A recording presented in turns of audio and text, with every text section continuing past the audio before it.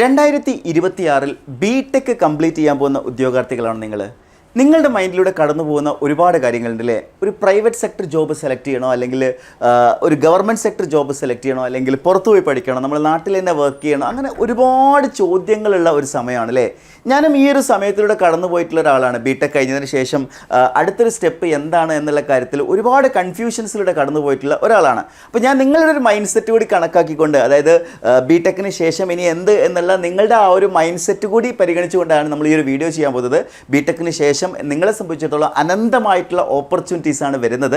ഈ ഓപ്പർച്യൂണിറ്റീസുകളെ എങ്ങനെ യൂട്ടിലൈസ് ചെയ്യുന്നു എന്നുള്ളതാണ് നിങ്ങളുടെ കരിയർ ഡിസൈഡ് ചെയ്യാൻ പോകുന്നത്. ഓക്കെ, അപ്പോൾ നിങ്ങൾ മറ്റുള്ളവർ ചെയ്യുന്ന ഏതെങ്കിലും ഒരു ഫീൽഡിലേക്ക് ചാടിക്കയറി പോകേണ്ട കാര്യമില്ല.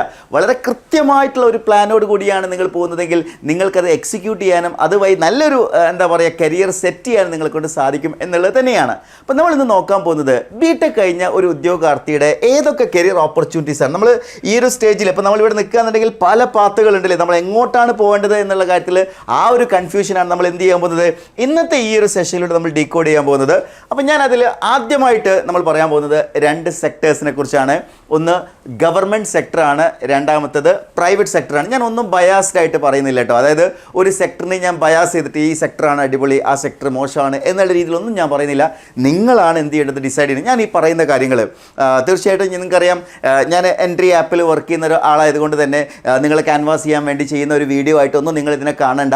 നിങ്ങൾ ജെനുവിനായിട്ട് ഞാൻ ഈ വീഡിയോയിൽ പറയുന്ന കാര്യങ്ങൾ നിങ്ങൾ സെൽഫ് ഇവാലുവേറ്റ് ചെയ്യുക. ഞാൻ ഈ പറഞ്ഞത് ലോജിക്കലാണോ അല്ലയോ എന്നുള്ള കാര്യങ്ങളൊക്കെ, എന്നിട്ടൊരു സെൽഫ് ഡിസിഷനാണ് നിങ്ങൾ എടുക്കേണ്ടത്. ഓക്കെ, അപ്പോൾ നിങ്ങൾ നോക്കിക്കോളൂ, ഗവൺമെൻറ് സെക്ടറും അതേപോലെ തന്നെ പ്രൈവറ്റ് സെക്ടറുമാണ്. അതിൽ ഒന്നാമത്തത് ജോബ് സെക്യൂരിറ്റിയാണ്. ജോബ് സെക്യൂരിറ്റി നമ്മൾ നോക്കുകയാണെങ്കിൽ ഏറ്റവും ഹയസ്റ്റ് സെക്യൂരിറ്റി ഉണ്ടാവുക ഗവൺമെൻറ് ജോബിലാണ് എന്നുള്ള കാര്യത്തിൽ നിങ്ങൾക്ക് ആർക്കും ഒരു സംശയം ഉണ്ടാവില്ലല്ലോ. അതായത് ഗവൺമെൻറ് ജോലിയുള്ള ഉദ്യോഗാർത്ഥികൾക്ക് അവരുടെ ജോബ് സെക്യൂരിറ്റി എന്ന് പറയുന്നത് ഓൾമോസ്റ്റ് 100% ആണ്. അത്രയും സീരിയസ് ആയിട്ടുള്ള മിസ്റ്റേക്കുകൾ വരുന്ന സമയത്ത് മാത്രമേ എന്ത് ചെയ്യാറുള്ളൂ, ജോലിയിൽ നിന്ന് പിരിച്ചുവിടുന്ന ഒരു സിറ്റുവേഷൻ ഗവൺമെൻറ്റിൽ വരാറുള്ളൂ. അതായത് ഗവൺമെൻറ് ജോബ് എന്ന് പറഞ്ഞു കഴിഞ്ഞാൽ അത്രയും സെക്യൂർഡ് ആയിട്ടുള്ള ജോബാണ് എന്നുള്ളതാണ്. ഇനി നമ്മളിവിടെ ജോബ് സെക്യൂരിറ്റി നോക്കുകയാണെങ്കിൽ പ്രൈവറ്റ് സെക്ടറിൽ ഒരിക്കലും നിങ്ങൾ ഒരു പ്രൈവറ്റ് കമ്പനിയിലും നിങ്ങൾ 100% സെക്യൂർഡ് ആയിട്ടുള്ള ഒരു ജോബിലാണ് എന്ന് പറയാൻ പറ്റില്ല. കാരണം ഏതൊരു സമയത്തും നിങ്ങൾക്ക് ലേ ഓഫ് എക്സ്പെക്ട് ചെയ്യാം. മാത്രമല്ല പ്രൈവറ്റ് സെക്ടറിൻ്റെ ഒരു രീതി അങ്ങനെയാണ് കേട്ടോ. അതായത് പല ആളുകളും ചെയ്യുന്ന വെച്ചാൽ ഒരു കമ്പനിയിൽ നിന്ന് മറ്റൊരു കമ്പനിയിലേക്ക് നല്ല സാലറി കിട്ടുമ്പോൾ അങ്ങനെ ചാടിക്കളിക്കുന്ന ആളുകളുണ്ട്. ചില പ്രൈവറ്റ് കമ്പനിയിൽ ഒരേ കമ്പനി തന്നെ കുറേ കാലം വർക്ക് ചെയ്യുന്ന ആളുകളുണ്ട്. സോ അത് ആ രീതിയിലാണ്. എന്നാൽ കമ്പനിയെ സംബന്ധിച്ചിടത്തോളം എന്താണ്, ഈ ഒരു പ്രൈവറ്റ് സെക്ടർ ജോബ് എന്ന് പറയുന്നത് കുറച്ച് റിസ്കി ആയിട്ടുള്ള തന്നെയാണ്. അതായത് ജോബ് സെക്യൂരിറ്റി എന്ന് പറയുന്നത് ഗവൺമെൻറ് ജോബ് പോലെ നമുക്ക് അതൊരു കൺഫർമേഷൻ ആയിട്ട് നമുക്ക് പറയാൻ പറ്റില്ല. ഇനി രണ്ടാമത്തെ കാര്യം, ഈ ഒരു കാര്യം തന്നെ, അതായത് ജോബ് സെക്യൂരിറ്റി തന്നെ മറ്റൊരു കാര്യമാണ് ലേ ഓഫ് റിസ്ക് എന്ന് പറയുന്നത്. ഇവിടെ ഏറ്റവും മിനിമം 0% എന്ന് തന്നെ നമുക്ക് വേണമെങ്കിൽ പറയാം. എന്നാൽ ലേ ഓഫ് റിസ്ക് ഇവിടെ നമ്മൾ നോക്കുകയാണെങ്കിൽ അത്യാവശ്യം നല്ല ലേ ഓഫ് റിസ്ക് വരുന്നുണ്ട്. അതായത് പിരിച്ചുവിടാനുള്ള സാധ്യത വളരെ കൂടുതലാണ് എന്നുള്ളതാണ്. വർക്ക് പ്രഷർ നമ്മൾ കമ്പയർ ചെയ്യുകയാണെന്ന് വിചാരിക്കുക. വർക്ക് പ്രഷർ എന്ന് പറയുന്ന സമയത്ത് കമ്പയർ ചെയ്യുന്ന സമയത്ത് ഏറ്റവും കുറവ് വർക്ക് പ്രഷർ ഉണ്ടാവുക ഗവൺമെൻറ് സെക്ടർ ജോബിലാണ്. കാരണം അവിടെ നിങ്ങൾ തന്നെയാണ് ബോസിലെ. അതായത് ഗവൺമെൻറ് ജോബിൽ ആ ഒരു ജോബ് ചെയ്യുന്ന ആൾ തന്നെയാണ് അവിടുത്തെ ബോസ്. എന്നാൽ പ്രൈവറ്റ് സെക്ടറിലെ വർക്ക് പ്രഷർ എന്ന് പറയുന്നത് കൂടുതലായിരിക്കും. ഓക്കെ, അപ്പം ഞാൻ ഈ 3 പോയിന്റുകൾ പറഞ്ഞ സമയത്ത് നിങ്ങൾക്ക് തോന്നിയിട്ടുണ്ടാവും, ഇത് സാർ കുറച്ച് ബയാസ്ഡ് ആയിട്ടാണല്ലോ സംസാരിക്കുന്നത്, പ്രൈവറ്റ് സെക്ടറിനെ വളരെ ഈ പറഞ്ഞിരിക്കുന്ന പ്രൈവറ്റ് സെക്ടറിനെ കുറച്ചൊന്ന് താഴ്ത്തി കാണിക്കുന്ന രീതിയിലുള്ള കാര്യങ്ങളാണോ എന്നുള്ളത്. ഞാൻ റിയാലിറ്റിയാണ് പറയുന്നത്. 100% എൻ്റെ ബോധ്യങ്ങളുടെ അടിസ്ഥാനത്തിലാണ് ഞാൻ പറയുന്നത്. ഈ 3 കാര്യങ്ങൾ നിങ്ങൾ അവിടെ നോക്കുകയാണെന്നുണ്ടെങ്കിൽ ഈ ഒരു പ്രൈവറ്റ് സെക്ടറിൽ വർക്ക് പ്രഷർ ആയിക്കോട്ടെ, അതേപോലെ കാരണം പ്രൈവറ്റ് സെക്ടർ നിങ്ങൾ ആലോചിച്ചാൽ തന്നെ അറിയാം, നിങ്ങൾ അത്രത്തോളം എഫക്റ്റീവ് അല്ലെങ്കിൽ സ്വാഭാവികമായിട്ടും നിങ്ങൾ ഈ ലേ ഓഫും അതേപോലെ തന്നെ ആ സെക്യൂരിറ്റി ഒക്കെ ഒരു ത്രെട്ട് അവിടെ ഉണ്ടാവും എന്നുള്ള കാര്യം ഉറപ്പാണ്. വർക്ക് ലൈഫ് ബാലൻസ് നോക്കുകയാണെങ്കിലും പ്രൈവറ്റ് സെക്ടർ ജോബിന് എന്ന് പറയുന്നതിനേക്കാൾ ബെറ്റർ ആയിട്ടുള്ളത് ഗവൺമെൻറ് സെക്ടർ ജോബ് തന്നെയായിരിക്കും വരുന്നുണ്ടാവുക. അതായത് പ്രൈവറ്റ് സെക്ടർ ജോബിൽ വർക്ക് ലൈഫ് ബാലൻസ് എത്തില്ല എന്നല്ല ഞാൻ പറയുന്നത്. തീർച്ചയായിട്ടും അത് പ്രൊഫഷണലി ഡിഫറെൻ്റ് ആയിരിക്കും. എന്നാൽ ഗവൺമെൻറ് സെക്ടറിൽ ഓൾമോസ്റ്റ് ഏത് പോസ്റ്റിലാണെങ്കിലും ഈ ഒരു വർക്ക് ലൈഫ് ബാലൻസ് എന്ന് പറയുന്നത് തീർച്ചയായിട്ടും അവിടെ ഏറ്റവും ബെറ്റർ ആയിട്ടുള്ളത് ഗവൺമെൻറ് സെക്ടറിൽ തന്നെയാണ്. ബിക്കോസ് നമ്മുടെ ഒരു വർക്കിംഗ് ടൈം ആയിക്കോട്ടെ, നമ്മളെ ലീവുകൾ, അതെല്ലാം ഏറ്റവും കൺവീനിയൻ്റ് ആയിട്ടായിരിക്കും ഇവിടെ വരുന്നുണ്ടാവുക. ഇനിയാണ് അടുത്ത കാര്യം, നമ്മൾ സാലറിയിലേക്ക് വരുന്ന സമയത്താണ് ഏറ്റവും വലിയ ഡിഫറൻസ് വരാൻ പോകുന്നത്. അതായത് മോസ്റ്റ്ലി ഒരു ബിടെക് ബിഗിനർക്ക് ലഭിക്കാൻ പോകുന്ന ഗവൺമെൻറ് സെക്ടറിൽ ഇനീഷ്യലി ലഭിക്കാൻ പോകുന്ന സാലറി എന്ന് പറയുന്നത് 35K മുതൽ 60K വരെയൊക്കെയാണ് ഇനീഷ്യലി ലഭിക്കാൻ പോകുന്ന സാലറി ഗവൺമെൻറ് സെക്ടറിൽ. അത് പോസ്റ്റ് ബൈ പോസ്റ്റ് ഡിഫറൻ്റ് ആയിരിക്കും കേട്ടോ. എന്നാൽ നിങ്ങൾ പ്രൈവറ്റ് സെക്ടറിലാണെങ്കിൽ നമ്മൾ ഇനീഷ്യൽ സാലറി കുറവ് 20K ഒക്കെ വരാം, പക്ഷേ 1 lakh പെർ മന്ത്, അതായത് പഠിച്ചിറങ്ങുന്ന ആദ്യത്തെ മാസം തന്നെ 1 lakhും 2 lakhും ഒക്കെ സാലറി വാങ്ങുന്ന ആളുകളുണ്ട്. അതായത് പ്രൈവറ്റ് സെക്ടറിൽ ഞാൻ തന്നെ ബിടെക്കിന് പഠിക്കുന്ന സമയത്ത് ബിടെക് പാസ്സായി തൊട്ടടുത്ത മാസം തന്നെ ലക്ഷക്കണക്കിന് രൂപ സാലറി വാങ്ങിയിട്ടുള്ള ക്ലാസ്മേറ്റ് ഉണ്ട്. അതായത് ബിടെക് പഠിച്ചതിന് ശേഷം മികച്ച കമ്പനിയിൽ പ്ലേസ്ഡ് ആയിട്ടുള്ള ആൾക്കാർക്ക് അത്രയും മികച്ച ഓഫേഴ്സാണ് ലഭിച്ചിട്ടുള്ളത്. അതായത് ഏറ്റവും മികച്ച സാലറി ലഭിക്കാൻ പോകുന്നത് അത് പ്രൈവറ്റ് സെക്ടറിൽ തന്നെയാണ്. ഗവൺമെൻറ് സെക്ടറുമായിട്ട് കമ്പയർ ചെയ്യുന്ന സമയത്ത് ഗംഭീരമായിട്ടുള്ള സാലറി ആയിരിക്കും പ്രൈവറ്റ് സെക്ടറിൽ. പക്ഷെ അതിലും ഒരു ചെറിയ ക്ലോസ് ഞാൻ പറയുകയാണ്, അത് മറ്റൊന്നുമല്ല, ഈ പ്രൈവറ്റ് സെക്ടറിൽ എല്ലാ ആളുകൾക്കും ഇതേപോലെ ഹയർ സാലറി ലഭിക്കുന്നുണ്ടോ? ഒരിക്കലുമില്ല. പ്രൈവറ്റ് സെക്ടറിൻ്റെ ഒരു പ്രത്യേകത എന്താണെന്ന് വെച്ച് കഴിഞ്ഞാൽ അതായത് സാലറി എന്ന് പറയുന്നത് നിങ്ങൾ സ്കിൽഡ് ആയിട്ടുള്ള ഒരാളാണെങ്കിൽ തീർച്ചയായിട്ടും നിങ്ങൾക്ക് മികച്ച സാലറി ലഭിക്കും. അത് എത്രത്തോളം മികച്ചതായിരിക്കും എന്ന് ചോദിച്ചു കഴിഞ്ഞാൽ അത് നിങ്ങളുടെ സ്കില്ലിനനുസരിച്ചിട്ട് എത്ര വേണമെങ്കിലും ഉയരാം. 1 lakh 2 lakh 3 lakh ഒക്കെ പെർ മന്ത് സാലറി വാങ്ങുന്ന ആളുകളുണ്ട് എന്നുള്ളതൊരു റിയാലിറ്റിയാണ്. അതേപോലെ തന്നെ അത് മെജോറിറ്റി ആയിട്ടുള്ള ആളുകൾക്കും എന്തായിരിക്കും സാലറി എന്ന് പറയുന്നത് അവർ അണ്ടർ പെയ്ഡ് ആയിരിക്കും എന്നുള്ളത് തന്നെയാണ് അതിൻ്റെ ഒരു റിയാലിറ്റി എന്ന് പറയുന്നത്. ഇനി ഇവിടെ നമ്മൾ നോക്കുകയാണെന്നുണ്ടെങ്കിൽ ഇവിടെ പെൻഷൻ ആയിക്കോട്ടെ, DA HR ഒക്കെ ഇവിടെ ലഭിക്കുന്നുണ്ട്. എന്നാൽ ഇവിടെ നമ്മൾ നോക്കുകയാണെങ്കിൽ ബോണസും അതേപോലെ തന്നെ ഇൻസെൻറ്റീവ്സും ആണ്. അതായത് നിങ്ങൾ വർക്ക് ചെയ്താൽ നിങ്ങൾക്ക് നല്ല സാലറി കിട്ടും. ഓക്കെ, അതാണ് ഈ ഒരു പ്രൈവറ്റ് സെക്ടർ ജോബിൻ്റെ ഏറ്റവും വലിയ അഡ്വാൻറ്റേജ് എന്ന് പറയുന്നത്. ഇനി ഇവിടുത്തെ ഗ്രോത്ത് നമ്മൾ നോക്കുകയാണെങ്കിൽ ഇവിടെ ഒരു സ്ലോ ഗ്രോത്ത് ആയിരിക്കും ഉണ്ടാകും. അതായത് പ്രൊമോഷൻ സാധ്യതകളൊക്കെ എന്തായിരിക്കും, കുറവായിരിക്കും. എന്നാൽ നിങ്ങൾ ഒരു കമ്പനിയിലൊക്കെ കയറുന്ന സമയത്ത് ഒരു പക്ഷേ നിങ്ങൾ ഇനീഷ്യലി വളരെ എന്താ പറയുക ബേസിക് ആയിട്ടുള്ള ഒരു ജോബ് ആണെങ്കിൽ പിന്നീട് പ്രൊമോഷൻ വഴി അതൊരിക്കലും നിങ്ങൾ 60 വയസ്സോ 50 വയസ്സോ ഒന്നും ആയിട്ടല്ല നിങ്ങൾ എന്ത് ചെയ്യുക ആ പ്രൊമോഷൻ്റെ ടോപ്പ് മോസ്റ്റ് പോസ്റ്റിലേക്ക് എത്തുന്നുണ്ടാവുക. വളരെ ക്വിക്കായിട്ട് നിങ്ങളുടെ സ്കില്ല് വെച്ച് നിങ്ങൾക്ക് കയറി പോകാൻ പറ്റും. ഫാസ്റ്റ് ബട്ട് റിസ്കിയാണ് തീർച്ചയായിട്ടും. എന്താണ് എപ്പോഴും അങ്ങനെയാണല്ലേ, ഹയർ സാലറി ഹയർ റിസ്ക് തന്നെയാണല്ലേ. അപ്പോൾ ആ ഒരു റിസ്ക് വരുന്നുണ്ട്. ട്രാൻസ്ഫർ എന്ന് പറയുന്നത് ഇവിടെ പോസിബിൾ ആണ്. ഇവിടെ പ്രൈവറ്റ് സെക്ടറിൽ അങ്ങനെ ട്രാൻസ്ഫർ ഓപ്പർച്യൂണിറ്റീസ് ഒന്നും അങ്ങനെ ഉണ്ടാവില്ല. നിങ്ങൾ ഒരു സ്ഥലത്ത് നിന്ന് വേറൊരു സ്ഥലത്ത്, ഇപ്പോൾ ഗവൺമെൻറ്റിലാണെങ്കിൽ ഇപ്പോൾ നിങ്ങൾ സബ് എഞ്ചിനീയറായിട്ട് വർക്ക് ചെയ്യാമെന്ന് വിചാരിക്കുക, KCB സബ് എഞ്ചിനീയർ. ഒരു പക്ഷേ നിങ്ങൾക്ക് ആദ്യം ജോലി ലഭിക്കുന്നുണ്ടാവുക ട്രിവാൻഡ്രത്തായിരിക്കും. എന്നാൽ പിന്നീട് നിങ്ങൾക്ക് എന്ത് ചെയ്യേണ്ടി വരും, കണ്ണൂരിലേക്ക് ട്രാൻസ്ഫർ, അങ്ങനെയൊക്കെയുള്ള പോസിബിലിറ്റി ഇവിടെ വരുന്നുണ്ട്. എന്നാൽ ഇവിടെ പ്രൈവറ്റ് സെക്ടറിൽ അങ്ങനെയുള്ളത് വളരെ കുറവാണ്. അത് ഇനി അഥവാ അങ്ങനെ ഉണ്ടെങ്കിൽ തന്നെ അത് ബെനിഫിറ്റ് ആയിട്ടുള്ള രീതിയിലേ വരാൻ സാധ്യതയുള്ളൂ. ഇപ്പോൾ ബാംഗ്ലൂർ വർക്ക് ചെയ്യുന്ന ഒരാൾക്ക് അവർക്ക് എന്ത് ചെയ്യാണ്, അവർക്ക് ചിലപ്പം അബ്രോഡായിരിക്കും, അതായത് അവർക്ക് ചിലപ്പോൾ ലണ്ടൻ അല്ലെങ്കിൽ വിദേശ രാജ്യങ്ങളിലേക്കൊക്കെ എന്ത് ചെയ്യാം പോസിബിലിറ്റീസ് വരാറുണ്ട്. പല കമ്പനികളും അങ്ങനെ എന്ത് ചെയ്യാറുള്ള ഓപ്പർച്യൂണിറ്റീസ് കൊടുക്കാറുണ്ട്. സോ ആ രീതിയിൽ നിങ്ങൾക്ക് കാണാം. അപ്പോൾ നമ്മൾ ഇത് രണ്ടിൻ്റെയും ഈ ഒരു ആസ്പെക്റ്റിൽ, അതായത് ഈ പറഞ്ഞ പോയിന്റ്സുകളുടെ ആസ്പെക്റ്റിൽ കമ്പയർ ചെയ്യാന്നുണ്ടെങ്കിൽ ഇവിടെ വളരെ പീസ് ആയിട്ടുള്ള സ്റ്റെബിലിറ്റി ഉള്ള ഒരു ഫിക്സഡ് ഗ്രോത്ത് ഇവിടെ നിങ്ങൾ ഒരിക്കലും എന്ത് ചെയ്യരുതെന്നറിയോ. ഞാൻ പറയുന്നത് വെച്ചാൽ ഇവിടെ നിങ്ങൾ വർക്ക് ചെയ്യുന്ന സമയത്ത് ഒരു സഡൻ ആയിട്ടുള്ള ഗ്രോത്തോ ഒരു വലിയ എന്താ പറയുക ഭയങ്കര ഒരു പോസ്റ്റ് ലൈഫോ ഒന്നും നിങ്ങൾ എന്ത് ചെയ്യരുത്, എക്സ്പെക്ട് ചെയ്യരുത്. ഓക്കെ, അപ്പോൾ ഒരു നോർമൽ ലൈഫ് അത് സ്റ്റേബിൾ ആയിട്ടുള്ള സ്റ്റഡി ആയിട്ടുള്ള രീതിയിൽ. എന്നാൽ ഇവിടെ എന്താ സംഭവിക്കുന്നത് വെച്ചാൽ money plus fast growth plus high പ്രഷറാണ്. അതായത് ഈ പറഞ്ഞ മണി എന്ന് പറഞ്ഞാൽ ഏറ്റവും നല്ല സാലറി കിട്ടുന്ന ആൾക്കാർ ഇവിടെ തന്നെ ആയിരിക്കും കൂടുതലും ഉണ്ടാകുക. അതേപോലെ തന്നെ ഫാസ്റ്റ് ആയിട്ടുള്ള ഗ്രോത്ത് ഉണ്ടാവും. ഇതൊക്കെ ലഭിക്കണമെന്നുണ്ടെങ്കിൽ പ്രഷർ എന്തായിരിക്കും, വളരെ ഹൈ ആയിരിക്കും അല്ലേ. അതായത് പ്രൈവറ്റ് സെക്ടറിൽ നിങ്ങൾ കാണുന്ന പോലെ ഈസി ആയിട്ടുള്ള ഒരു വർക്ക് ഫീൽഡായിട്ട് നിങ്ങൾ കാണരുത്.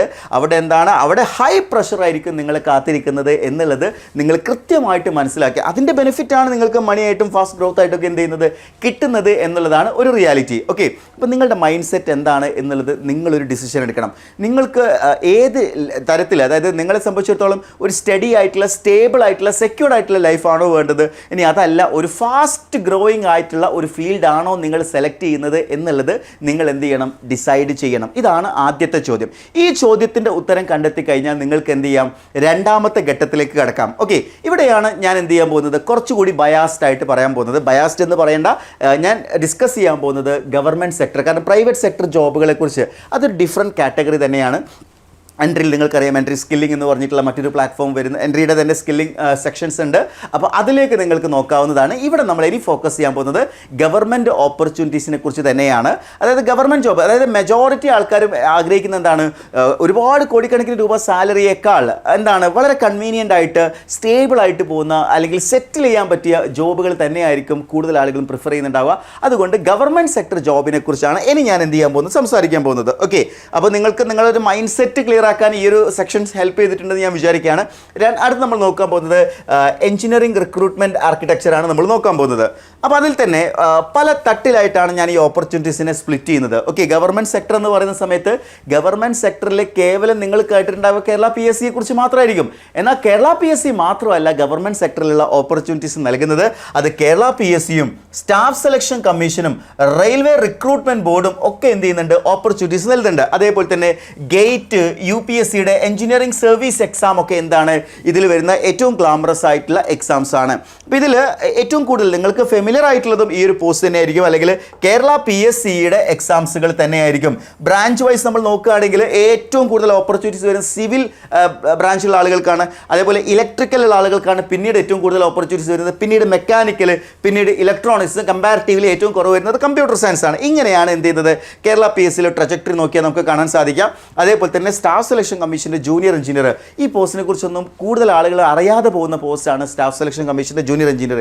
ഗംഭീരമായിട്ടുള്ള പോസ്റ്റ്. ഉദാഹരണം പറയുകയാണെങ്കിൽ മിലിറ്ററി എഞ്ചിനീയറിംഗ് സർവീസിൽ നിങ്ങൾക്ക് ജൂനിയർ എഞ്ചിനീയർ ആയിട്ട് വർക്ക് ചെയ്യാം. സെൻട്രൽ PWDയിൽ നിങ്ങൾക്ക് എന്ത് ചെയ്യാം, വർക്ക് ചെയ്യാൻ പറ്റും. അങ്ങനെ എനർജി കമ്മീഷൻസിൽ, അതായത് പവർ സെക്ടറുകളിലൊക്കെ നിങ്ങൾക്ക് വർക്ക് ചെയ്യാൻ പറ്റും. അപ്പോൾ അങ്ങനത്തെ ഒരുപാട് ഓപ്പർച്യൂണിറ്റീസ് ഉണ്ട്.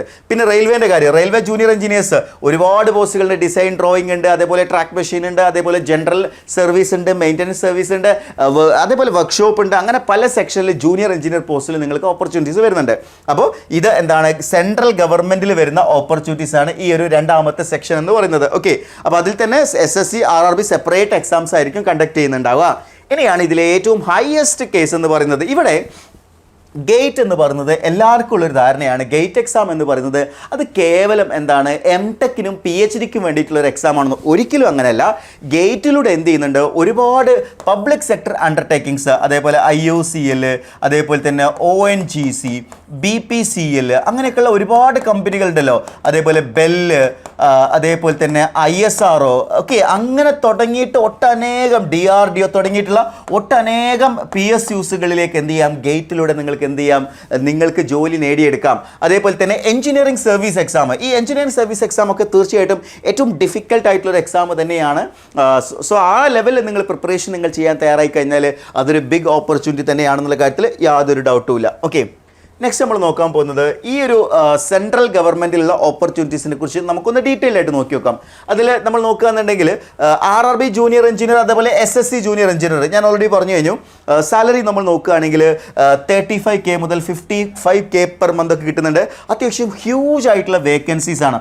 ഓരോ വർഷം നമ്മൾ നോക്കുകയാണെങ്കിൽ RRB ജൂനിയർ എഞ്ചിനീയറിൽ 10,000-ലധികം ഒഴിവുകളാണ് വരാറുള്ളത്. 10,000. ഇപ്പോൾ നമ്മൾ 2024 നോക്കുകയാണെങ്കിൽ ഏതാണ്ട് 13,000-ഓളം ഒഴിവ് വന്നിട്ടുണ്ട്. അങ്ങനെ ഓരോ വർഷവും 10,000-ലധികം ഒഴിവുകൾ വരുന്നുണ്ട് RRB ജൂനിയർ എഞ്ചിനീയറിൽ. ഇത്തവണത്തെ ജൂനിയർ എഞ്ചിനീയർ നോട്ടിഫിക്കേഷൻ ഒക്കെ വരാൻ പോകുന്നേ ഉള്ളൂ. നിലവിൽ നോട്ടിഫിക്കേഷൻ ഒന്നും വന്നിട്ടില്ല. അതേപോലെ തന്നെ സ്റ്റാഫ് സെലക്ഷൻ കമ്മീഷൻ്റെ ജൂനിയർ എഞ്ചിനീയർ നോക്കുകയാണെങ്കിൽ ഏതാണ്ട് 2,000-ഓളം പോസ്റ്റുകൾ അവിടെയും വരുന്നുണ്ട് എന്നുള്ളത് മനസ്സിലാക്കുക. സോ സെൻട്രൽ ഗവൺമെൻറ്റിൽ ഹ്യൂജ് ആയിട്ടുള്ള വേക്കൻസീസുകളിലായിരിക്കും എന്ത് ചെയ്യുന്നുണ്ടാവുക, എക്സാംസ് കണ്ടക്ട് ചെയ്യുന്നുണ്ടാവുക. ഇതൊരു ബിഗ് ഓപ്പർച്യൂണിറ്റിയാണ് ഈ ഒരു RRB അല്ലെങ്കിൽ SSC. അതേപോലെ അടുത്താണ് SSC ജൂനിയർ എഞ്ചിനീയർ. ഞാൻ ഓൾറെഡി പറഞ്ഞു SSC ജൂനിയർ എഞ്ചിനീയറിലും വർഷത്തിൽ എന്ത് ചെയ്യുന്നുണ്ട്, 2,000+ എന്ത് ചെയ്യുന്നുണ്ട്, വേക്കൻസീസ് വരുന്നുണ്ട്. സിവിൽ, മെക്കാനിക്കൽ, ഇലക്ട്രിക്കൽ എല്ലാ ബ്രാഞ്ചസിലും വരുന്നുണ്ട്. CPWD ആയിക്കോട്ടെ, MES മിലിറ്ററി എഞ്ചിനീയറിംഗ് സർവീസ് ഒക്കെ അവിടുത്തെ ഓപ്പർച്യൂണിറ്റിയാണ്. ഇനി അടുത്ത ഗേറ്റ് വഴി നമ്മൾ നോക്കുകയാണെങ്കിൽ PSUs ആണ്. അതിൽ IOCL, ONGC, bell, ISRO, DRDO ഒക്കെ വരുന്നുണ്ട്. ഇവിടെ പ്രത്യേകിച്ച് എക്സ്പീരിയൻസോ കാര്യങ്ങളൊന്നും വേണ്ട.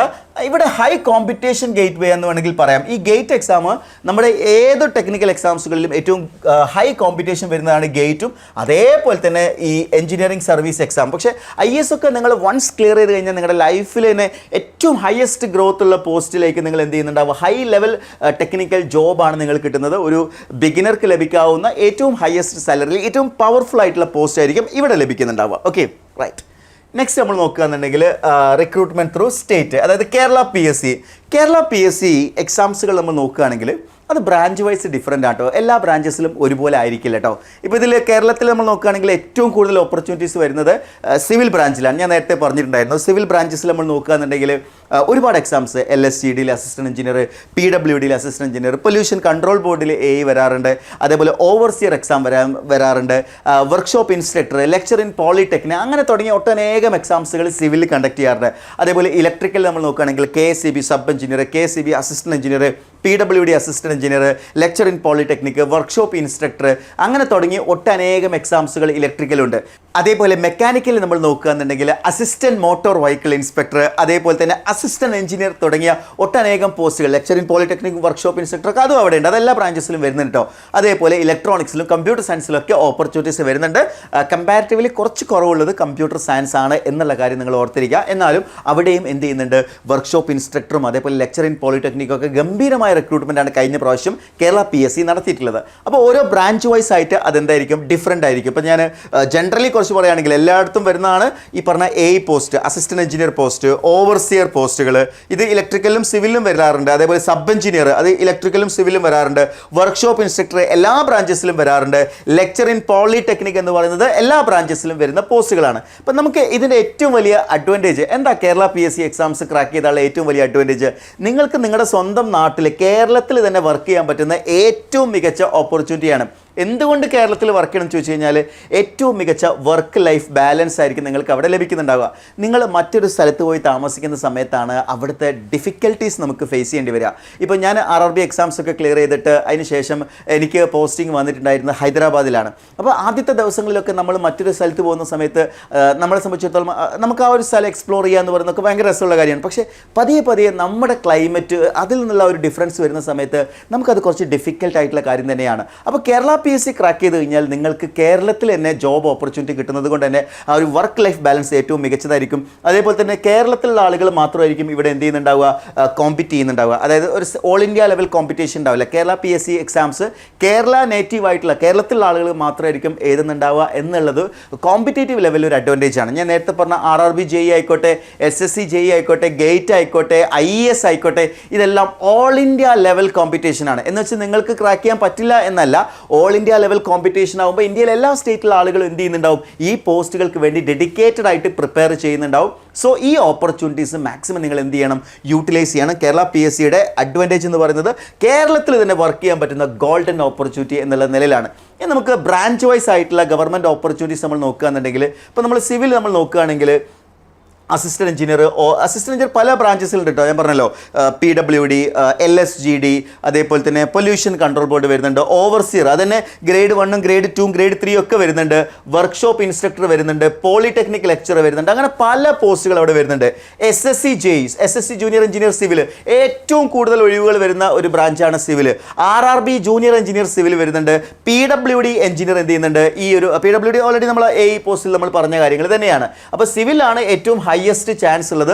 അപ്പോൾ സിവിൽ കഴിഞ്ഞ ഉദ്യോഗാർത്ഥിയാണെങ്കിൽ നിങ്ങൾ ഈ പറഞ്ഞിരിക്കുന്ന പ്രൈവറ്റ് സെക്ടറിലേക്ക് പോകണോ അതല്ല ഗവൺമെൻറ് സെക്ടറിലേക്ക് പോകണോ എന്നുള്ള കൺഫ്യൂഷനുള്ള ഒരു ഉദ്യോഗാർത്ഥിയാണെങ്കിൽ 100% ഞാൻ നിങ്ങളോട് പറയും, നിങ്ങൾ ഗവൺമെൻറ് സെക്ടറിൽ തന്നെ നിങ്ങൾ സ്റ്റിക്ക് ഓൺ ചെയ്യണം. എന്നാൽ കമ്പ്യൂട്ടർ സയൻസിൻ്റെ സെക്ഷനിൽ വരുന്ന ആളുകളാണെങ്കിൽ ഗവൺമെൻറ് സെക്ടറിൽ സ്റ്റിക്ക് ഓൺ ചെയ്യണോ അതല്ല പ്രൈവറ്റ് സെക്ടറിലേക്ക് പോകണോ എന്ന് ചോദിച്ചു കഴിഞ്ഞാൽ നിങ്ങൾക്ക് ഏറ്റവും മികച്ചത് പ്രൈവറ്റ് സെക്ടറിലേക്ക് പോകുന്നത് തന്നെയായിരിക്കും. ഓക്കെ, അതൊക്കെ നിങ്ങൾ മനസ്സിലാക്കേണ്ട കാര്യം എന്താണെന്ന് വെച്ച് കഴിഞ്ഞാൽ എവിടെയാണോ കൂടുതൽ ഓപ്പർച്യൂണിറ്റീസ് ഉള്ളത്, ബെസ്റ്റ് ഓപ്പർച്യൂണിറ്റീസ് ഉള്ളത്, അത് യൂട്ടിലൈസ് ചെയ്യുക എന്നുള്ളതാണ്. സിവിൽ അത്രമാത്രം ഓപ്പർച്യൂണിറ്റീസ് ഉണ്ട്. മാത്രമല്ല സിവിലിൽ ബിഗിനറായിട്ട് ജോലി ചെയ്യുന്ന ആളുകൾക്ക് കിട്ടുന്ന സാലറി വളരെ കുറവാണ്. അതായത് സൈറ്റ് എഞ്ചിനീയേഴ്സിനൊക്കെ കിട്ടുന്ന സാലറി വളരെ തുച്ഛമായിട്ടുള്ള സാലറി ലഭിക്കുന്നത്. എന്നാൽ ഇവിടെ നിങ്ങൾ ഒരു ഗവൺമെൻറ് എക്സാം ക്രാക്ക് ചെയ്ത ഗംഭീരമായിട്ടുള്ള സാലറിയാണ് നിങ്ങൾ കാത്തിരിക്കുന്നത്. ഇനി അടുത്ത് നോക്കുകയാണെങ്കിൽ ഇലക്ട്രിക്കൽ നമ്മൾ നോക്കുകയാണെങ്കിൽ അതിൽ KSEB സബ് എഞ്ചിനീയർ ഉണ്ട്, അസിസ്റ്റന്റ് എഞ്ചിനീയർ ഉണ്ട്. അതേപോലെ workshop instructor, polytechnic lecture, assistant electrical inspector തുടങ്ങിയ ഒട്ടനേകം പോസ്റ്റുകൾ ഇലക്ട്രിക്കൽ വരുന്നുണ്ട്. ഇവിടെ SSC JE ഉണ്ട്, RRB ഉണ്ട്, അതേപോലെ തന്നെ DRDO, ISRO ഒക്കെ പോലുള്ള എക്സാംസുകൾ ഇപ്പോൾ നിലവിൽ PSU പോലുള്ള പ്ലാറ്റ്ഫോമുകളിൽ സെപ്പറേറ്റ് എക്സാം നടക്കുന്നുണ്ട്. അതായത് പബ്ലിക് സെക്ടർ അണ്ടർടേക്കിങ്സിൽ സെപ്പറേറ്റ് ആയിട്ടുള്ള എക്സാംസ് ആണ് ഇപ്പോൾ നിലവിൽ കണ്ടക്ട് ചെയ്തുകൊണ്ടിരിക്കുന്നത്. മെക്കാനിക്കൽ നമ്മൾ നോക്കുകയാണെന്നുണ്ടെങ്കിൽ SSC, RRB, DRDO, defence service ഒക്കെ ഉണ്ടത്. കൂടാതെ കേരള PSC നോക്കുകയാണെങ്കിൽ workshop instructor, polytechnic lecture, assistant motor vehicle inspector, assistant engineer PCB തുടങ്ങിയിട്ടുള്ള ഒട്ടനേകം പോസ്റ്റുകൾ എന്ത് ചെയ്യുന്നുണ്ട്, മെക്കാനിക്കലും വരുന്നുണ്ട്. ഈ 3 ബ്രാഞ്ചസിൽ ഞാൻ പറയാന്നുണ്ടെങ്കിൽ ഗവൺമെൻറ് ആണോ പ്രൈവറ്റ് സെക്ടർ ആണോ ബെസ്റ്റ് എന്ന് ചോദിച്ചു കഴിഞ്ഞാൽ ഇലക്ട്രിക്കലിലും അതേപോലെ തന്നെ സിവിലും 100% ഞാൻ ഉറപ്പിച്ച് പറയും ഗവൺമെൻറ് ആണ്. എന്നാൽ മെക്കാനിക്കൽ നമ്മൾ നോക്കുകയാണെങ്കിൽ ഗവൺമെൻറ്റും അതേപോലെ തന്നെ പ്രൈവറ്റ് സെക്ടറും ഏതാണ്ട് ഒരു ഈക്വൽ എന്നുള്ള രീതിയിലാണ്. പക്ഷേ ഗവൺമെൻറ്റിലുള്ള ഓപ്പർച്യൂണിറ്റീസ് ഉണ്ടല്ലോ, മോട്ടോർ വെഹിക്കിൾ ഇൻസ്പെക്ടർ എന്നൊക്കെ പറഞ്ഞാൽ വളരെ പവർഫുൾ ആയിട്ടുള്ള പോസ്റ്റാണ്, അതേപോലെ ഏറ്റവും മികച്ച പോസ്റ്റും കൂടിയാണ് എന്നുള്ള കാര്യം നിങ്ങൾ മനസ്സിലാക്കുക. നെക്സ്റ്റ് നമ്മൾ നോക്കാൻ പോകുന്നത് കമ്പ്യൂട്ടർ സയൻസ് ആണ്. കമ്പാരിറ്റീവ്ലി ഞാൻ പറഞ്ഞു ഏറ്റവും കുറഞ്ഞ ചാൻസ് വരുന്നത് കമ്പ്യൂട്ടർ സയൻസ് ആണ്. എന്നാലും ഇവിടെ ISRO, DRDO പോലൊക്കെ നിങ്ങൾക്ക് പോസ്റ്റിംഗ് ഉണ്ട്, പക്ഷേ അത് കമ്പാരിറ്റീവ്ലി കുറവാണ്. SSC ഇത് നോൺ ടെക്നിക്കൽ പോസ്റ്റ് ആട്ടോ, SSC CGL എന്ന് പറയുന്നത്.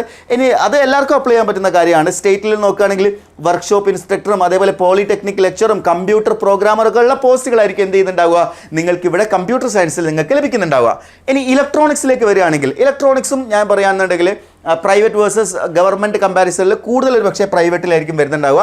ബട്ട് സ്റ്റിൽ ഞാൻ പറയുന്നു അവർക്കും ഗവൺമെൻറ് ഓപ്പർച്യൂണിറ്റീസ് വരുന്നുണ്ട്. ഒരു പക്ഷേ ഇതിനേക്കാൾ കൂടുതൽ കമ്പ്യൂട്ടർ സയൻസിനേക്കാൾ കൂടുതൽ ഓപ്പർച്യൂണിറ്റീസ് ഇലക്ട്രോണിക്സുകാർക്ക് ഉണ്ട്.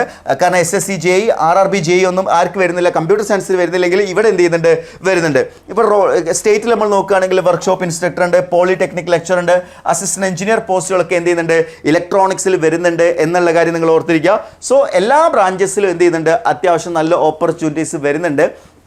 സോ ഗവൺമെൻറ് എക്സാം എന്ന് പറയുന്നത് നിങ്ങളുടെ മുന്നിൽ ഒരു പ്രയോറിറ്റി തന്നെ ആയിരിക്കണം. ഇനി നമ്മൾ നെക്സ്റ്റ് നോക്കാൻ പോകുന്നത് ഒരു ഗോൾഡൻ റൂളാണ് ഞാൻ പറഞ്ഞുതരാൻ പോകുന്നത്.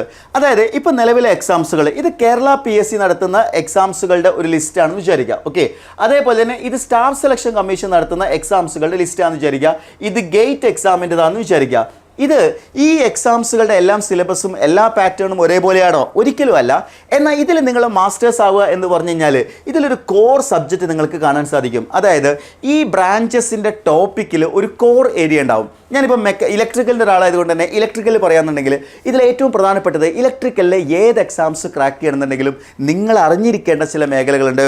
ഒന്ന് ഇലക്ട്രിക് സർക്യൂട്ട് തിയറി, അതേപോലെ തന്നെ ഇലക്ട്രിക്കൽ മെഷീൻസ്, അതേപോലെ power system, control system, digital electronics തുടങ്ങിയ ഏരിയകളുണ്ട്, പവർ ഇലക്ട്രോണിക്സ് തുടങ്ങിയ ഏരിയകളുണ്ട്. അതായത് ഹാർട്ട് ഓഫ് ദ സബ്ജക്റ്റ് നമ്മൾ പറയാറില്ല, അതായത് ഹാർട്ട് ഓഫ് ദ ഇലക്ട്രിക്കൽ സ്ട്രീമാണ് ഞാനിവിടെ പറഞ്ഞിരിക്കുന്ന സബ്ജക്റ്റുകൾ എന്ന് പറയുന്നത്. ഈ സബ്ജക്റ്റുകളായിരിക്കും കോമൺ ആയിട്ട് വരിക. ഇത് കൃത്യമായിട്ട് ഏത് ലെവലിൽ ചോദിച്ചാലും, ഗേറ്റ് ലെവലിൽ ചോദിച്ചാലും, അതല്ല എഞ്ചിനീയറിംഗ് ലെവലിൽ ചോദിച്ചാലും, RRBയുടെ ലെവലിൽ ചോദിച്ചാലും, എങ്ങനെയാണെങ്കിലും അതെന്ത് ചെയ്യാൻ പറ്റണം, അത് ടാർഗറ്റ് ചെയ്യാൻ പറ്റണം. അങ്ങനെയാണ് നമ്മൾ എന്ത് ചെയ്യുന്നത്, നമ്മൾ മൾട്ടിപ്പിൾ എക്സാംസിന് വേണ്ടി പ്രിപ്പയർ ചെയ്യാൻ പറ്റുന്നത്. ഒരേ ഒരു എക്സാമിന് വേണ്ടി മാത്രം പ്രിപ്പയർ ചെയ്യുന്നത് ഒരിക്കലും അത്ര ഫീസിബിൾ ആയിട്ടുള്ള സജസ്റ്റ് ചെയ്യാൻ പറ്റുന്ന ഒരു കാര്യമല്ല എന്നുകൂടി ഞാൻ ഒരിക്കൽ കൂടി ഓർമ്മിപ്പിക്കുകയാണ്. കാരണം അത് ഓരോരുത്തരുടെ എന്താണ് പ്രയോറിറ്റി ആണല്ലേ, ഓരോരുത്തരുടെ പ്രയോറിറ്റിയാണ്. ഓക്കെ, നെക്സ്റ്റ് നമ്മൾ നോക്കാൻ പോകുന്നത് എങ്ങനെയാണ് ഒരു ഗവൺമെൻറ് എക്സാംസിൻ്റെ പ്രിപ്പറേഷൻ നിങ്ങൾ സ്റ്റാർട്ട് ചെയ്യുന്നത്. കാരണം നിങ്ങൾ ഒരു പക്ഷേ ഒരു ഗവൺമെൻറ് എക്സാംസിലേക്കൊക്കെ തിരിയാൻ തീരുമാനിച്ചൊരു ഉദ്യോഗാർത്ഥിയാണെങ്കിൽ ഇത് എവിടെ തുടങ്ങണം, എങ്ങനെ തുടങ്ങണം എന്നുള്ള കാര്യത്തിലേക്ക് നിങ്ങൾക്ക് കൺഫ്യൂഷൻ ഉണ്ടാവുക. അപ്പോൾ നിങ്ങൾ പ്രിപ്പറേഷൻ നിങ്ങൾ സ്റ്റാർട്ട് ചെയ്യേണ്ടത് ഒരു 12 month എക്സിക്യൂഷൻ എഞ്ചിനാണ് നമ്മൾ പറയാൻ പോകുന്നത്. അതിൽ ആദ്യത്തെ ഒരു 6 മാസം, ഫേസ് 1 6 മാസം എന്ന് പറയുന്നത് നിങ്ങൾ അവിടെ ചെയ്യേണ്ടത് ഫോക്കസ് ഓൺ കോർ സബ്ജക്റ്റ്. ഞാനിപ്പോൾ പറഞ്ഞില്ലേ ഇലക്ട്രിക്കൽ, ഇതേപോലെ മെക്കാനിക്കലും കുറേ കോർ സബ്ജക്റ്റുകളുണ്ട്, സിവിൽ കോർ സബ്ജക്റ്റുകളുണ്ട്. ആ കോർ സബ്ജക്റ്റുകൾ നിങ്ങൾ എന്ത് ചെയ്യണം, പ്രാക്ടീസ് ചെയ്യണം. അതിലെ പ്രീവിയസ് ഇയർ ക്വസ്റ്റ്യൻസും രണ്ടാം ഘട്ടത്തിൽ നിങ്ങൾ എന്ത് ചെയ്യണം, അവിടെ മോക്ക് ടെസ്റ്റുകളും ഇൻറ്റൻസീവ് ആയിട്ടുള്ള റിവിഷൻസും ആണ് നിങ്ങൾ എന്ത് ചെയ്യേണ്ടത്, പ്ലാൻ ചെയ്യേണ്ടത്. അങ്ങനെയാണ് 2 ഘട്ടങ്ങളിലായിട്ട് ഒരു 12 month 1 year പ്രിപ്പറേഷൻ ഇസ് എന്താണ് ഇനഫ് എന്ന് തന്നെ പറയേണ്ടി വരും. ഇനി അതിനുള്ളിൽ നമ്മൾ ഉദ്ദേശിച്ച പോലത്തെ എക്സാംസുകൾ കൃത്യമായിട്ട്, അതായത് RRB ആയിക്കോട്ടെ, SSC ആയിക്കോട്ടെ, PSC ആയിക്കോട്ടെ, എല്ലാ വർഷവും ഒട്ടനേകം എക്സാംസുകൾ കണ്ടക്ട് ചെയ്യുന്നുണ്ട്. അത് കൃത്യമായിട്ട് മനസ്സിലാക്കി നിങ്ങൾ എന്ത് ചെയ്യുക, പ്രിപ്പറേഷൻ നിങ്ങൾ മുന്നോട്ട് കൊണ്ടുപോകുക. ഡെഫിനറ്റ്ലി വലിയ വിജയങ്ങളാണ് നിങ്ങളെ കാത്തിരിക്കുന്നത്. അപ്പോൾ ഓപ്പർച്യൂണിറ്റീസ് എന്ന് പറയുന്നത് അത് നേടിയെടുക്കുക എന്ന് പറയുന്നത് എഫേർട്ട് എടുക്കുന്ന ആളുകൾക്ക് മാത്രമായിരിക്കും. നിങ്ങൾ ഓരോരുത്തരും എഫേർട്ട് എടുക്കാൻ തയ്യാറാണെങ്കിൽ ഈ എക്സാംസ് ക്രാക്ക് ചെയ്യുന്നതിന് വേണ്ടിയിട്ട്, അതായത് ടെക്നിക്കൽ എക്സാംസ് ക്രാക്ക് ചെയ്യുന്നതിന് വേണ്ടിയിട്ട് എഫേർട്ട് എടുക്കാൻ തയ്യാറായിട്ടുള്ള ഒരാളാണെങ്കിൽ നിങ്ങളോടൊപ്പം എൻട്രി ഉണ്ടാവും. അതായത് നിങ്ങൾ ഏത് ബ്രാഞ്ചസിൽ പഠിക്കുന്ന ആളുകളാണെങ്കിലും കേരളത്തിലെ ഏറ്റവും മികച്ച റിസൾട്ട് പ്രൊഡ്യൂസ് ചെയ്തിട്ടുള്ള എൻട്രിയോടൊപ്പം നിങ്ങൾ പ്രിപ്പയർ ചെയ്യാൻ ആഗ്രഹിക്കുന്നുണ്ടെങ്കിൽ, അത് ഗവൺമെൻറ് സെക്ടറിലെ ഏത് ജോബും ആയിക്കോട്ടെ, നമ്മൾ എൻട്രി നിങ്ങൾക്ക് ഏറ്റവും മികച്ച കോച്ചിങ് ആണ് പ്രൊവൈഡ് ചെയ്യാൻ പോകുന്നത്. സോ അതിനെക്കുറിച്ച് കൂടുതൽ വിവരങ്ങൾ അറിയുന്നതിന് വേണ്ടിയും ഇപ്പോൾ എൻട്രിയിൽ നമ്മൾ ഫൗണ്ടേഷൻ ബാച്ച് ഒക്കെ ഉണ്ട്. ഫൗണ്ടേഷൻ ബാച്ച് നോക്കുകയാണെന്നുണ്ടെങ്കിൽ എല്ലാ ടോപ്പിക്കും നമ്മൾ എന്ത് ചെയ്യുകയാണ്, വളരെ ഇൻ ഡെപ്ത് ആയിട്ട് പഠിപ്പിക്കുന്ന ഒരു ബ്രാഞ്ചാണ് നമ്മുടെ ഫൗണ്ടേഷൻ സെക്ഷൻ എന്ന് പറയുന്നത്. അപ്പോൾ അതിൽ ജോയിൻ ചെയ്യാൻ താല്പര്യമുണ്ടെങ്കിൽ താഴെ കൊടുത്തിരിക്കുന്ന ഗൂഗിൾ ഫോം ഫിൽ ചെയ്യുക. അതേപോലെ ഏത് എക്സാം ആയിക്കോട്ടെ, അപ്പോൾ നിങ്ങൾ ഇതിൽ ഏതെങ്കിലും എക്സാം നിങ്ങൾക്ക് സ്ട്രൈക്ക് ചെയ്തെന്ന് വിചാരിക്കുക. ഉദാഹരണത്തിന് നിങ്ങൾക്ക് ഗേറ്റ്, അല്ലെങ്കിൽ നിങ്ങൾക്ക് സബ് എഞ്ചിനീയർ എക്സാം, അല്ലെങ്കിൽ മോട്ടോർ വെഹിക്കിൾ ഇൻസ്പെക്ടർ എക്സാം, അല്ലെങ്കിൽ സബ് എഞ്ചിനീയർ, ഏതും ആയിക്കോട്ടെ എല്ലാത്തിൻ്റെയും സെപ്പറേറ്റ് കോച്ചിങ് പ്രൊവൈഡ് ചെയ്യുന്നുണ്ട്. ഇനി മൾട്ടിപ്പിൾ എക്സാംസിനാണ് നിങ്ങൾ പ്രിപ്പയർ ചെയ്യാൻ ഉദ്ദേശിക്കുന്നതെങ്കിൽ നമ്മുടെ ഫൗണ്ടേഷൻ ബാച്ചിലാണ് നിങ്ങൾ ജോയിൻ ചെയ്യേണ്ടത്. ഇനി ഫൈനലായിട്ട് പറയുകയാണെന്നുണ്ടെങ്കിൽ, അതായത് ഒരു ഫൈനൽ ഡയഗ്നോസ്റ്റിക്, നിങ്ങൾ എവിടേക്കാണ് പോകേണ്ടത്, പബ്ലിക് സെക്ടറിലേക്കാണോ അല്ലെങ്കിൽ പ്രൈവറ്റ് സെക്ടറിലേക്കാണോ എന്നുള്ളതാണ്. അപ്പോൾ ആ ഒരു ഡിസിഷൻ നിങ്ങൾ എടുത്തു കഴിഞ്ഞാൽ ഞാൻ നേരത്തെ പറഞ്ഞ രണ്ടാമത്തെ സെക്ഷൻ, അതായത് ഗവൺമെൻറ് ജോബ് എങ്ങനെ ക്രാക്ക് ചെയ്യാം എന്നുള്ള കാര്യം നിങ്ങൾക്ക് ഡീറ്റെയിൽ ആയിട്ട് മനസ്സിലാവും. സോ ഇപ്പോഴും ആ ഒരു കൺഫ്യൂഷൻ ഉണ്ട് എന്ന് ഞാൻ വിശ്വസിക്കുന്നില്ല. നിങ്ങളൊരു തീരുമാനം എടുക്കുക, അതിൽ സ്റ്റിക്ക് ഓൺ ചെയ്യുക. ഡെഫിനറ്റ്ലി നിങ്ങളുടെ ലൈഫും കളർഫുൾ ആവുന്നുള്ള കാര്യത്തിൽ ഒരു സംശയമില്ല. Wish you all the best. കൂടുതൽ വിവരങ്ങൾ അറിയാനും എൻട്രിയോടൊപ്പം ജോയിൻ ചെയ്യാനും വേണ്ടി താഴെ കൊടുത്തിരിക്കുന്ന ഗൂഗിൾ ഫോം ഫിൽ ചെയ്യാം. Thank you.